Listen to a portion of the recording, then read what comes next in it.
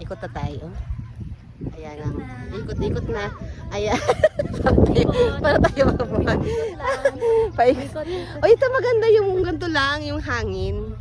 Hindi siya, kahit umambon, maligo na lang sa bahay pagdating. O, di ba? Ang ganda dito. Naman tama, hindi nga ako naligo. Hindi rin ako naligo. Inamin natin. O ngayon, papunta na tayo dun sa second venue natin ng photoshoot. Photoshoot kami dito ni Ma'am Tessie. Kaya kami napunta dito for shooting.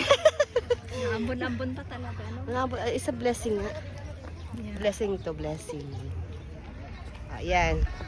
Ang ganda ng mga view, Ma'am. Oh. Ayan na, mag-border ka na dyan. Ayan.